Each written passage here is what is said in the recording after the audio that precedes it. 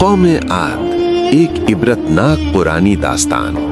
یہ تقریباً 2000 قبل مسیح کا زمانہ تھا جب طوفان نوح کی ہولناک تباہی کے بعد اللہ تعالیٰ نے سرزمین عرب پر ایک ایسی قوم کو آباد فرمایا جو دنیا کی سب سے زیادہ طاقتور، مضبوط اور توانا قوم سمجھی جاتی تھی۔ یہ لوگ جسامت میں بلند، جسمانی ساخت میں غیر معمولی، چہرے مہرے میں حسین، رنگت میں سرخ و سفید اور وجاہت میں اپنی مثال آپ تھے۔ مال و دولت کی فراوانی، شاندار تہذیب اور ہر قسم کی نعمتوں اور آسائش کا سلسلہ تھا۔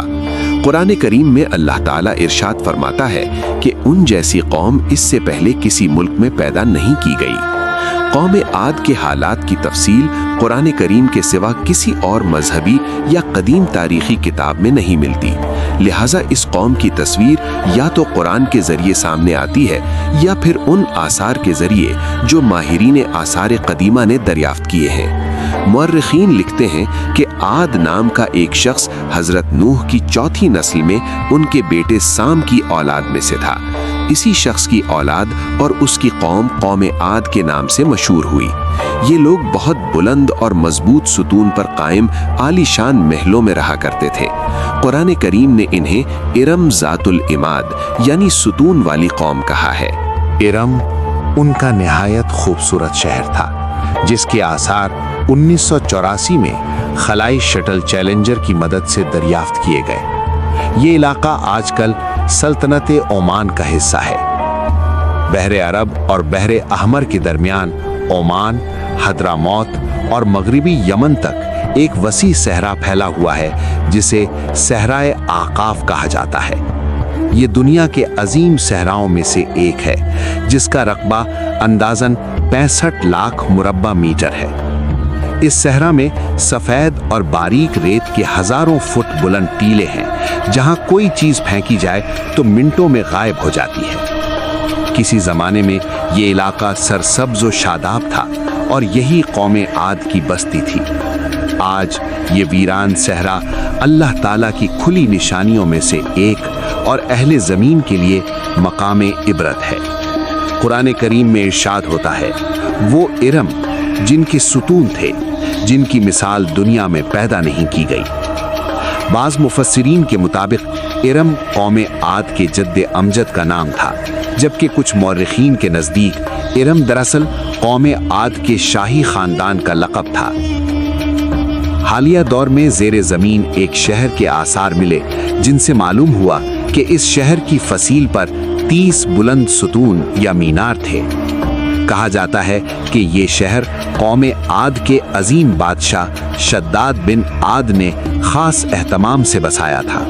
قد و قامت اور جسمانی قوت کے اعتبار سے اس زمانے میں شداد کا کوئی ثانی نہیں تھا۔ قوم عاد نے تعمیر کا جو معیار قائم کیا اس سے پہلے دنیا کی کسی قوم نے ایسا نہیں کیا تھا۔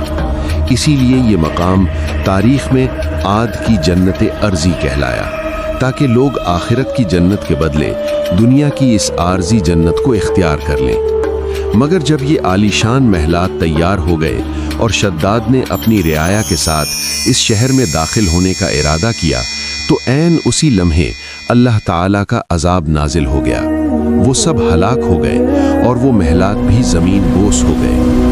طوفان نوح کے بعد قوم عاد پہلی قوم تھی جو بت پرستی میں مبتلا ہوئی۔ یہ لوگ مختلف بتوں کو پوجتے تھے اور شرک میں ڈوب چکے تھے۔ جب قوم عاد کی بدعملیاں حد سے بڑھ گئیں تو اللہ تعالیٰ نے انہی کی قوم میں سے ایک نیک اور صالح بندے کو نبی بنا کر مبعوث فرمایا۔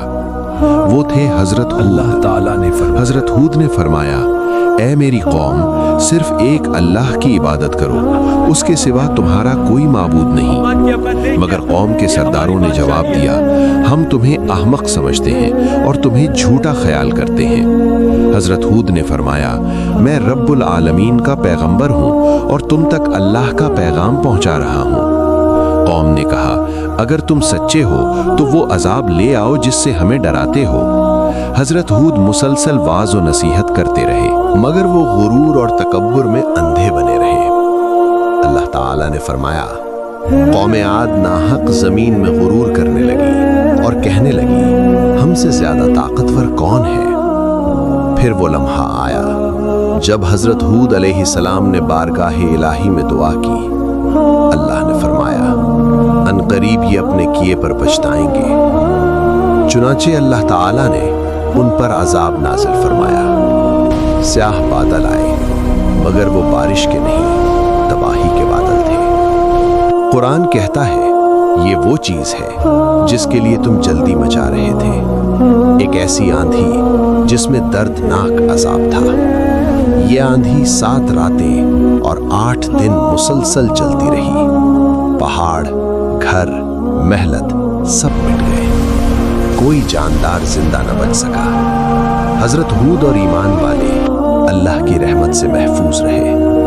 اختتامی سبق: اللہ تعالیٰ نے قوم عاد کو طاقت، دولت، شان و شوکت سب کچھ دیا، مگر جب انہوں نے نافرمانی کی تو اللہ نے انہیں نیست و نابود کر دیا۔ یہ قصہ صرف تاریخ نہیں، یہ آج کے انسان کے لیے ایک کھلا ہوا پیغام ہے۔ غرور سب سے پہلے انسان کو ڈبو دیتا ہے۔